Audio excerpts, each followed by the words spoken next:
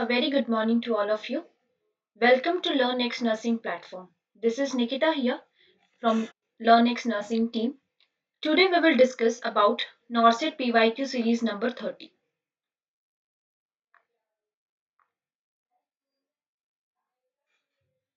Okay. Question number 1. The nurse is performing an assessment on a client who is at 38 weeks of gestation and notes that the fetal heart rate is 174 beats per minute. ठीक है. On the basis of this finding, what is the priority nursing action? एक nurse है जो कि assessment कर रही है एक क्लाइंट का जो कि 38 वीक्स ऑफ जेस्टेशन है. ठीक है, 38 वीक का जो प्रेग्नेंट फीमेल है उसका असेसमेंट कर रही है एंड शी सॉ कि फीटल हार्ट रेट जो है वो 174 है. ठीक है. अब ये जो फाइंडिंग उस नर्स को मिली है उसके हिसाब से नर्स का सबसे प्रायोरिटी एक्शन क्या रहेगा? ठीक है, she will document this finding. ठीक है, then she will check the mother's heart rate also. She will notify the health care provider. She will inform the doctor. ठीक है, and tell the client that the fetal heart rate is normal. What will be her priority nursing action? First बात करते हैं normal एफएचआर की. Normal fetal heart rate कितना होता है? 110 to 160 beats per minute. But ये कहाँ पे हम लोग मानते हैं? At term. ठीक है, okay. Then 160 to 170 beats per minute fetal heart rate acceptable in first trimester. In first trimester अगर 170 तक भी बेबी का हार्ट रेट जाता है तो भी इट इज एक्सेप्टेबल. ठीक है, बट हमें अभी क्या बोला गया क्वेश्चन में? 38 वीक्स. 38 वीक्स यानी कि टर्म पे है. ठीक है, नियर बाय टर्म है. सो 110 बाय 160 बीट्स पर मिनट हो रही है. ठीक है, so what's happening here? If fetal heart rate is less than 110 or it is more than 160, it always indicates fetal distress.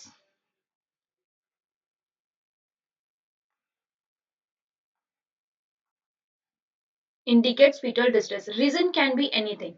ठीक है, बट यहाँ पे क्या हो रहा है? fetal distress. So according to question हमारे इसमें क्या हो रहा है कि उस फीमेल में जो fetal है that fetal is having fetal distress. So आप डॉक्यूमेंट कर दोगे इस फाइंडिंग को. बेबी को fetal heart rate fetal distress हो रहा है. No, we will not document the finding. आप मदर का भी हार्ट रेट करोगे? नो. आप नोटिफाई करोगे हेल्थ केयर प्रोवाइडर को? Yes. You will tell the client that the fetal heart rate is normal? No. हम नोटिफाई करेंगे हेल्थ केयर प्रोवाइडर को कि जो हार्ट रेट है दैट इज 174. ठीक है, and the baby is in fetal distress. Clear? So notify the health care provider. ये आपकी हो जाएगी फर्स्ट प्रायोरिटी. ठीक है, document the finding will be the second priority. Clear? Next question. A couple comes to the family planning clinic and asks about the sterilization procedure. ठीक है, एक couple है फैमिली प्लानिंग क्लिनिक में आ रहा है and वो पूछ रहे हैं स्टरलाइजेशन प्रोसीजर के लिए, यानी कि they are asking for the permanent method of contraception और permanent method of family planning. ठीक है, which question by the nurse should determine whether this method of family planning would be most appropriate. ठीक है, अब nurse ऐसा क्या question पूछेगी उस couple को? ठीक है, जो ये इंडिकेट करता है कि जो कपल ने परमानेंट मेथड का डिसीजन लिया है वो अप्रोप्रिएट है. सी क्वेश्चन क्या है कि एक कपल है जो फैमिली प्लानिंग क्लिनिक में आ रहा है एंड वो हमसे पूछ रहे हैं related to permanent method of contraception. ठीक है, permanent method of family planning. ठीक है, ट्यूबेक्टमी और द वेसेक्टमी. एंड अब नर्स जो है वो एक क्वेश्चन पूछेगी उस कपल को जो ये इंडिकेट करेगा कि दैट यस जो परमानेंट मेथड ऑफ स्टरलाइजेशन है will be the best for that couple. ठीक है, तो she will ask did you ever had surgery? इसके पहले आपकी कोई सर्जरी हुई है? Do you plan to have any other children? आपका कोई प्लान है कि आप और बेबी करने वाले हैं? Do either of you have diabetes mellitus? क्या आपको डायबिटीज मेलाइटिस है? या फिर था, ठीक है। Do either of you have problems with high blood pressure, या फिर आपको बीपी की कोई शिकायत रही है या फिर है अभी, ठीक है। So which will be the most appropriate question for that couple. See, first thing, एक होता है एलिजिबल कपल और एक होता है टारगेटेड कपल, ठीक है। एलिजिबल कपल हम किसको बोलते हैं?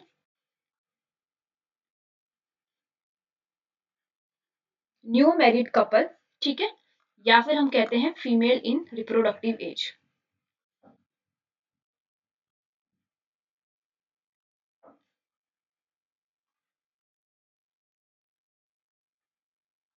15 टू 49 ईयर्स में, ठीक है। अब एलिजिबल कपल के लिए हम कौन सा मेथड ऑफ कॉन्ट्रासेप्शन यूज करते हैं?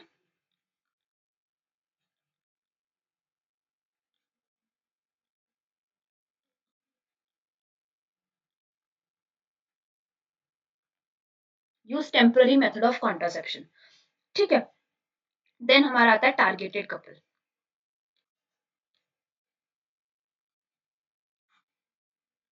टारगेटेड कपल में क्या होता है? Already have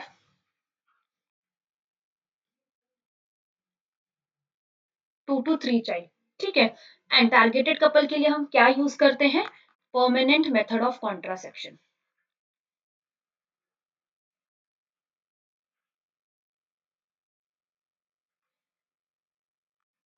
So, according to our question, the nurse will ask, do you plan to have any other children? ठीक है। अगर कोई कपल हमको परमानेंट मेथड ऑफ कॉन्ट्रासेप्शन के लिए पूछ रहा है, तो हमारा सबसे फर्स्ट प्रायोरिटी पे क्वेश्चन होगा कि क्या आपका और बेबी करने का प्लान है। Clear? We will not ask about any surgery and not for any diabetes mellitus or the high BP. Clear? Okay. Next question. The nurse is caring for a client in the labor. Which assessment finding indicate to the nurse that client is beginning the second stage of labor? Question क्या पूछा गया?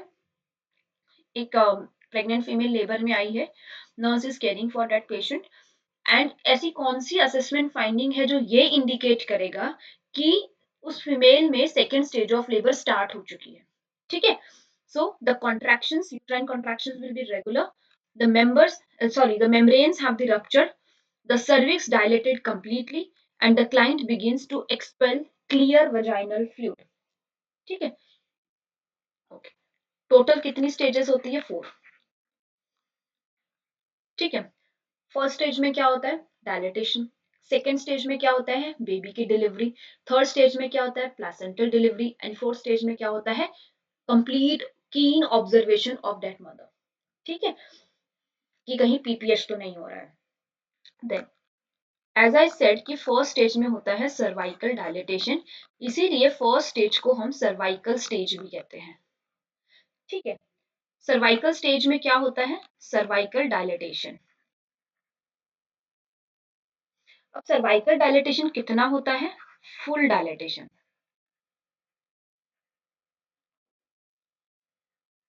Up to 10 centimetre, ठीक है। And inches में अगर कोई पूछे आपसे, तो it is 4 inches, completely dilate हो जाता है। जैसे ही कंप्लीट सर्वाइकल डायलेटेशन होता है, second stage of labour begins और दी स्टार्ट्स, ठीक है। So according to this questions, second stage of labour कब स्टार्ट हो रही है? जब कॉन्ट्रैक्शंस रेगुलर है? नो। जब मेम्ब्रेन्स रप्चर हो जाएंगी? नो। जब सर्विक्स कंप्लीटली डायलेटेड हो जाएगा, यानी कि 10 centimetre and 4 inches? Yes. Client begins to expel clear vaginal fluid? No. Clear? Easy था, ठीक है। Next question, the nurse in the labor room is caring for a client in the active stage of the first phase of labor, ठीक है। Nurse labour room में जिस client की care कर रही है, वो active stage of the first phase of labour. हमको पता है कि फर्स्ट फेज मतलब जो भी हमारे स्टेजेस ऑफ लेबर होते हैं उसमें एक्टिव एंड लेटेंट फेज होता है, ठीक है। सो जो फीमेल है, प्रेग्नेंट फीमेल लेबर में है, and she is in the active stage of the first phase of labour, ठीक है। The nurse is assessing the foetal patterns and note a late deceleration on the monitor strip, ठीक है। जो nurse है वो foetal heart rate को assess कर रही है, एंड शी नोट्स की वहां पे लेट डेसेलरेशन हो रहा है, ठीक है। So what is the most appropriate nursing action, late deceleration हो रहा है फीटल हार्ट में, so what she will do, ठीक है। She will administer oxygen via the face mask, place a monitor in the supine position, increase the rate of the oxytocin intravenous infusion, and document the finding and continue to monitor the fetal lung pattern. So ये चारों में से क्या most appropriate nursing action हो जाएगा? सी डेसिलरेशन, जो कि हम सीएसटी में पता करते हैं कार्डियोटोकोग्राफी टेस्ट में, एक मिलता है हमको अर्ली डेसिलरेशन, ठीक है, एक हमें मिलता है लेट डेसिलरेशन,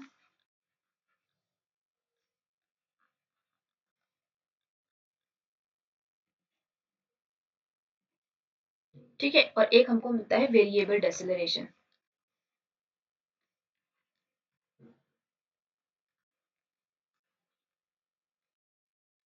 ठीक, अर्ली डेसिलरेशन में क्या होता है,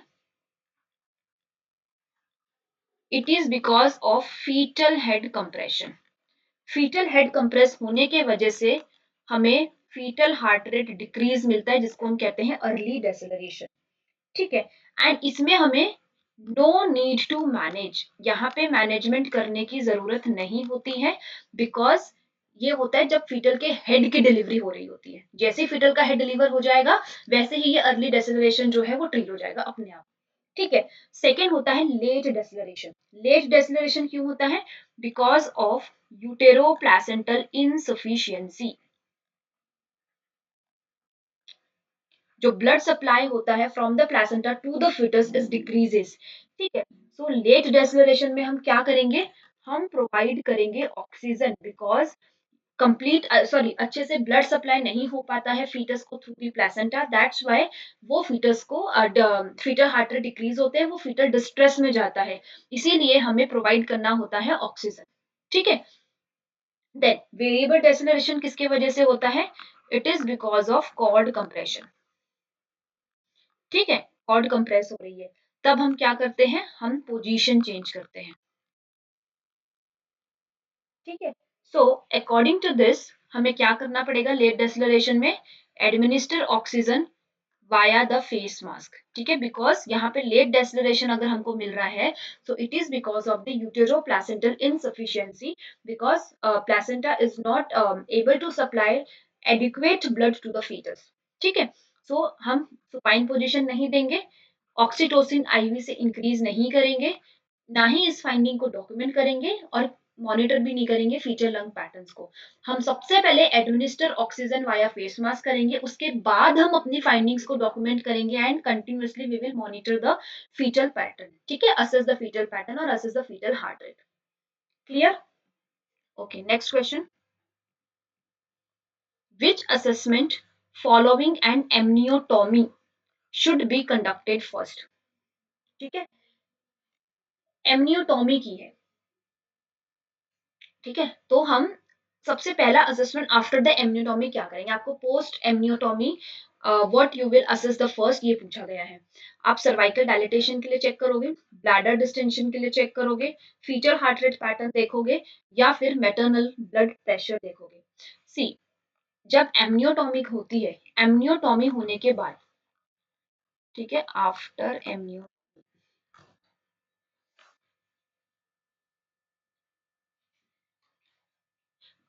after amniotomy what happens, there is sudden decompression, amniotomy usually हम कहाँ करते हैं, जहाँ पे एक्सेस एमनियोटिक फ्लूइड हो गया है एंड हमने एमनियोटिक फ्लूइड को एक्सपेल आउट किया है। अब जब एमनियोटिक फ्लूइड कम हो गया है तो देर आर चांसेस कि सडनली डिकम्प्रेशन हो जाए, ठीक है, and there can be possibility of prolapse of fetal parts, ठीक है, फीटल के टिश्यूज या फिर फीटल के बॉडी पार्ट्स प्रोलैप्स हो जाए, ठीक है, there can be chances of cord prolapse, ठीक है, and also there can be chances of compression due to uterine contraction.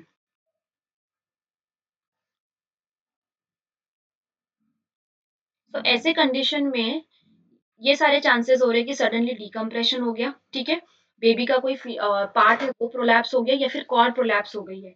So we will assess the fetal heart rate pattern कि fetus कैसा है. ठीक है, कि कहीं फीटल डिस्ट्रेस में तो नहीं जा रहा है. So we will check for the fetal heart rate pattern. No cervical dilatation, no bladder distension and no maternal blood pressure. Clear? Okay. Next question.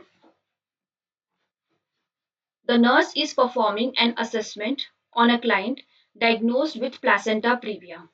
ठीक है, placenta previa की patient में nurse is doing an assessment and she diagnosed that the patient is of placenta previa. Which assessment finding should the nurse expect to note all except? ठीक है, जब nurse assess करेगी placenta previa वाली female को, तो उसे उस assessment के टाइम पे she will expect all the symptoms except one, इन चारों में से. ठीक है, मदर को, sorry, that pregnant female will have severe abdominal pain, she will have bright red vaginal bleeding, she will have soft relax non tenderness uterus. ठीक है, and the fundal height may be greater than expected for the gestational as. यहाँ पे एक correction है, it is lesser than expected for the gestational age. ठीक है, okay. Placenta previa में हमको क्या क्या मिलता है? Firstly sign and symptoms. First is what is placenta previa? Lower lying placenta. Usually placenta कहाँ होता है? ये यूट्रस हो गया, यहाँ प्लेसेंटा होता है. ठीक है, बट प्लेसेंटा प्रीविया में क्या हो जाएगा? Placenta will be low lying. ठीक है, उसके भी अलग अलग डिग्रीज होते हैं. Then in placenta previa it is painless. कभी भी पेन नहीं होता फीमेल को. ठीक है, इट इज कॉजलेस. इसका कोई कॉज नहीं है because it is attached in the lower line. Then there will be bright red vaginal bleeding. ठीक है, एंड ये जो ब्लीडिंग होगी that will be revealed bleeding. It will not be concealed as in the abruptio placenta. ठीक है, then the जो uterus है that will be soft. ठीक है, रिलैक्स रहता है, नॉन टेंडर रहता है. तो ये सारी चीजें हमको कहाँ मिलती है? In placenta previa. One more thing is there. See, usually क्या होता है? Placenta upper segment of the uterine cavity में अटैच होता है. ठीक है, तो जब जैसे जैसे प्रेगनेंसी एनहांस करेगी, ये यूट्रस का साइज जो है वो इंक्रीज होता जाएगा. ठीक है, सो जो फंडल हाइट है वो हमको according to the gestation age मिलती है. बट जब प्लेसेंटा लोअर लाइंग रहता है तो फीटस उतना अप्रोप्रिएटली ग्रो नहीं कर पाता है, या फिर हम ऐसा कह सकते हैं कि जब हम फंडल हाइट मेजर करते हैं तो it will always be lesser than the expected gestation, sorry, expected fundal height according to the gestational age. ठीक है, so there will be one more point also. Fundal height is lesser than expected. ठीक है, सो अभी हमको क्या पूछा गया कि प्लेसेंटा प्रीविया में कौन कौन से सिम्टम्स दिखते हैं? Except one. तो सीवियर एब्डोमिनल पेन रहेगा? No, because it is always painless. Bright red vaginal bleeding रहेगी? Yes, there will be. Uterus soft relax and non tender रहेगा? Yes, it will be. Fundal height जो है वो lesser रहेगी than expected for the gestational age? Yes. But जो severe abdominal pain है वो हमें मिलता है एब्रप्शियो प्लेसेंटा में. तो यहाँ हमारा यहाँ पे आंसर क्या हो जाएगा? Option number A, that is severe abdominal pain. Clear? यहाँ पे कंफ्यूज होते हैं बच्चे option number A and option number D में, but this philosophy is because of the attachment of the placenta into the uterus. ठीक है, lower line रहेगा तो उसका फंडालाइट इतना नहीं आता जितना कि एक्सपेक्टेड जेस्टेशनल एज के हिसाब से आना चाहिए. क्लियर? ओके.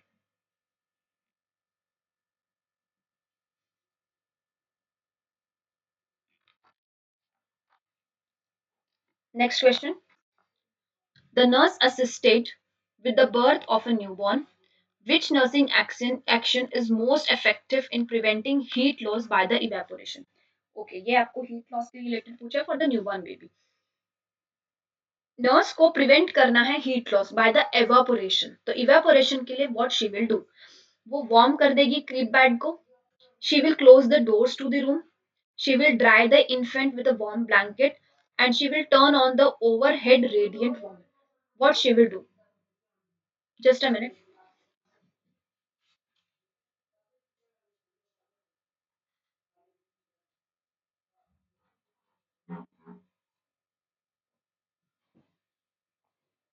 Okay. See, चार मेथड होते हैं हीट लॉस के.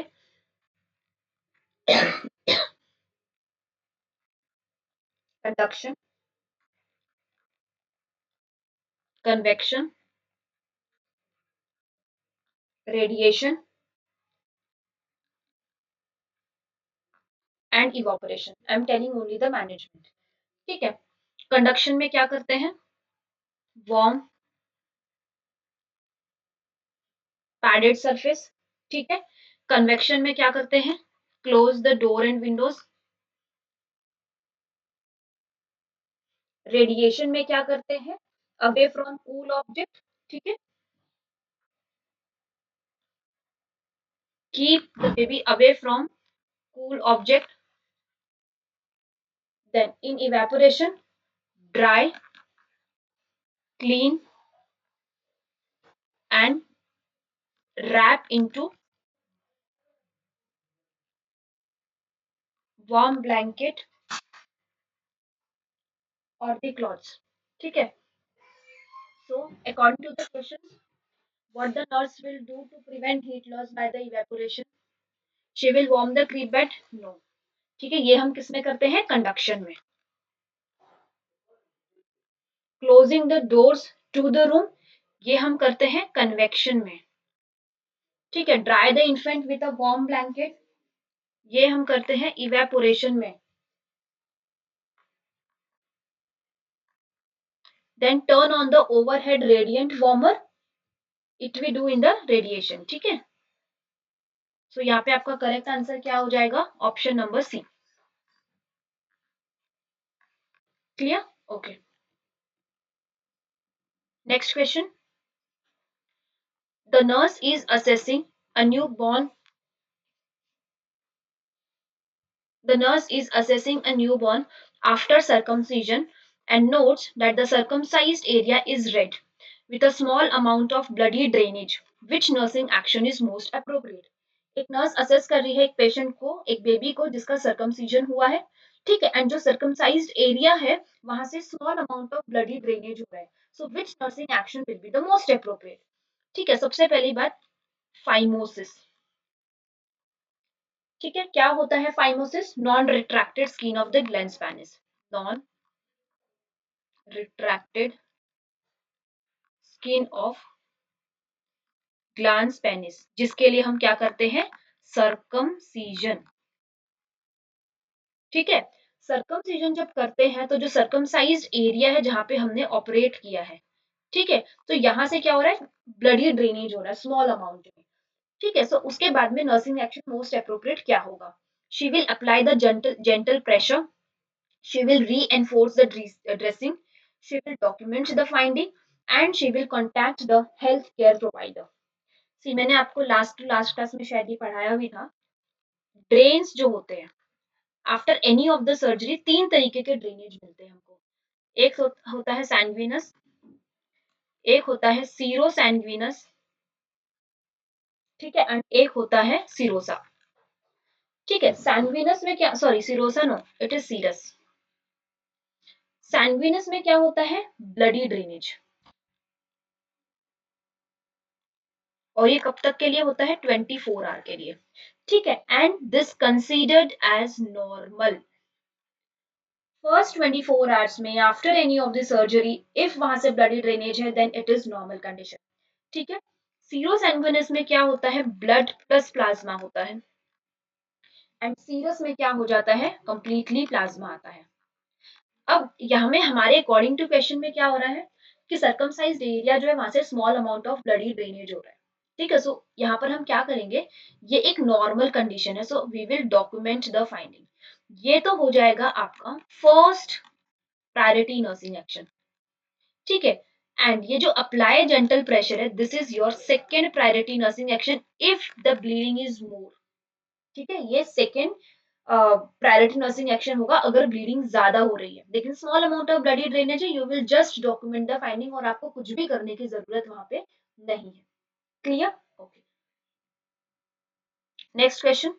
The nurse in a newborn nursery is monitoring a preterm newborn for respiratory distress syndrome. ठीक है, एनआईसीयू में काम कर रहे हैं न्यूबॉर्न नर्सरी में, and she is monitoring a preterm newborn जिसको रेस्पिरेटरी डिस्ट्रेस सिंड्रोम है। ठीक है, which assessment finding should alert the nurse to the possibility of this syndrome all except. ठीक है, रेस्पिरेटरी डिस्ट्रेस सिंड्रोम के symptoms पूछे गए हैं एक्सेप्ट द वन। ठीक है, क्लियरली आपसे यही पूछा गया है कि जो सिंड्रोम उस बेबी को है तो उसके ऐसे कौन से सिम्टम्स है जो नर्स को सारे दिखेंगे एक्सेप्ट। साइनोसिस रहेगा, टेकिपनिया रहेगा, हाइपोटेंशन रहेगा, रिट्रैक्शन रहेगा। सी, आरडीएस के मेन कुछ सिम्टम्स होते हैं, cyanosis, grunting, chest retraction and tachypnoea. ठीक है, साइनोसिस होगा, यस, टेकिपनिया होगा, यस, रिट्रैक्शन होंगी, यस, बट ये जो हाइपोटेंशन है ये नहीं होता, और ये आपका यहाँ पे करेक्ट आंसर हो जाएगा related to respiratory distress syndrome. Clear? Okay. Next question, the last. The postpartum nurse is providing instructions to the mother of a newborn with hyperbilirubinemia who is being breastfed. ठीक है, एक postmortem nurse है, postnatal nurse है, sorry, yes, postnatal nurse है जो कि एक mother को एडवाइस कर रही है। ठीक है, ब्रेस्ट फीडिंग के रिलेटेड, वो भी ऐसे न्यूबॉर्न की मदर को जिसको कि हाइपर बिलीरुबिनेमिया, बेबी को हाइपर बिलीरुबिनेमिया हो गया है, मदर ब्रेस्ट फीडिंग के लिए एनआईसीयू में आती है। ठीक है, and she is instructing her related to the breast feeding practices for that newborn who is having hyper bilirubinemia. ठीक है, so the nurse should provide which instruction to the mother. Nurse mother को क्या instruction देगी, क्या instruction देना चाहिए? She will feed the newborn less frequently, वो कहेगी कि आप बच्चे को कम दूध पिलाइए। ठीक है, continue to the breast feed every 2 to 4 hours, हर 2 से 4 घंटे में आपको ब्रेस्ट फीडिंग करना है। Switch to the bottle feeding the infant for the 2 weeks, 2 हफ्तों के लिए आप ब्रेस्ट फीडिंग ना करें, उनको बॉटल फीडिंग पे रख दो बेबी को। Stop the breast feeding and switch to the bottle feeding permanently, breast feeding हमेशा के लिए स्टॉप कर दो और बेबी को बॉटल फीडिंग पे परमानेंटली डाल दो। What she will do? See, सबसे पहली बात, हाइपर बिलिरुबिनेमिया की कंडीशन है, hyper bilirubinemia, it means that baby is on phototherapy यानी कि ब्लू लाइट। ठीक है, अब देखो, हमें हाइपर बिलिरुबिनेमिया वाले जो भी बेबी की मदर होती है उसको हमेशा बताना है कि फ्रीक्वेंटली और exclusively breastfeeding should be given every 2 hours। अब क्यों देना है, क्या रीजन है? Because under the phototherapy the insoluble bilirubin or unconjugate bilirubin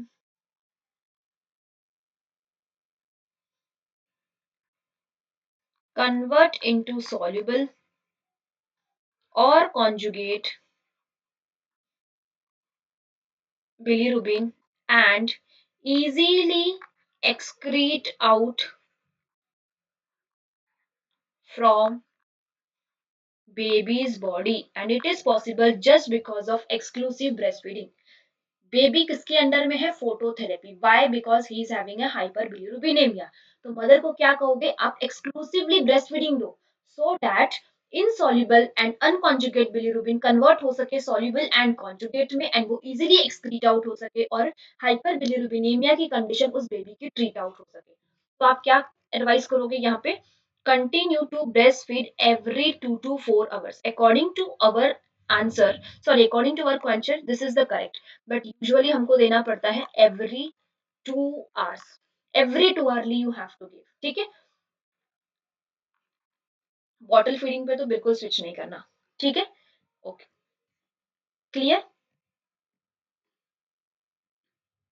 okay, so thank you everyone, I hope this video will be helpful for all of you for the upcoming exams। Thank you।